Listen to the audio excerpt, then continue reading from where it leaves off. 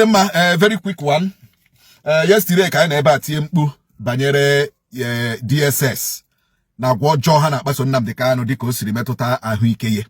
Ka anyị tichara mkpu ahụ nakwa mkpu ụmụ afọ Nigeria 3 mana Twitter mana Instagram mana ebe niile. DSS mechara yesterday evening. Mechara ma allow ka Nnamdi Kanu access his medical doctors, you know. So the medical doctors are gonna DSS facility yesterday. And may allow because that was only when DSS started calling Ejimako. See, they can bring the doctors. They can bring the doctors, you know, because that they have violated the human right of Nnamdi Kanu.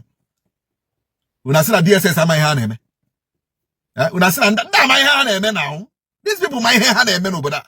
They know what they are doing. They know they are violating your right. But they are violating your right because they know that you cannot do anything. I'm telling you the truth. They know that they are violating the right of Nigerians. They know they are violating the right of many innocent Nigerians. Mandi on their facility. Mandi on underground. Mandi everywhere.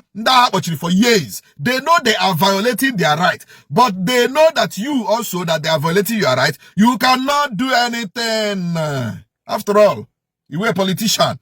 After all, you were a connection to presidency. After all, you were a connection to one governor like that, or one senator like that, or one house of rep like that. The DSS and I told you the politicians. DSS, the only people they fear were politicians. And that is why good people should go into politics and stop this rubbish happening in this country.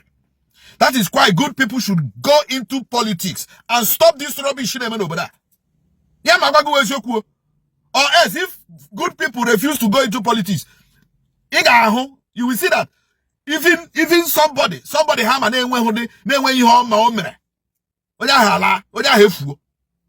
but when good people go into politics, they will stop all this rubbish.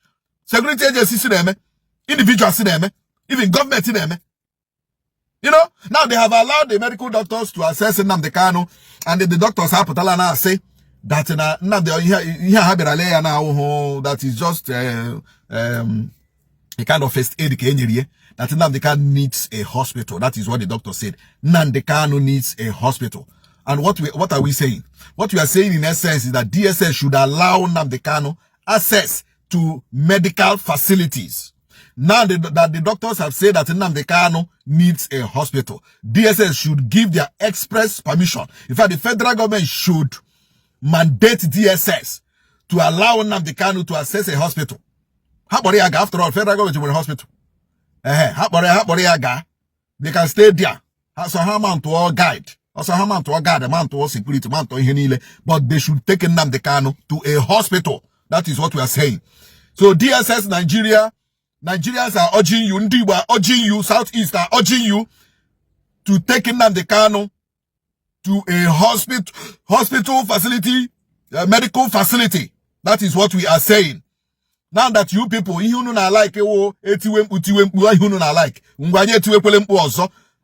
Nnamdi Kanu access to a medical facility.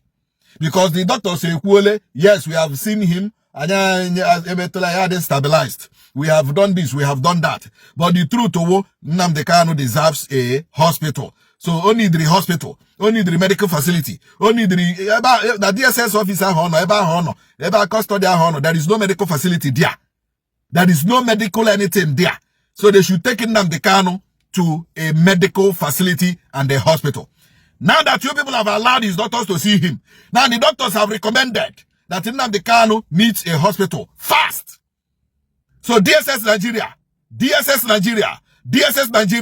allow Nnamdi Kanu to access a medical facility and a hospital.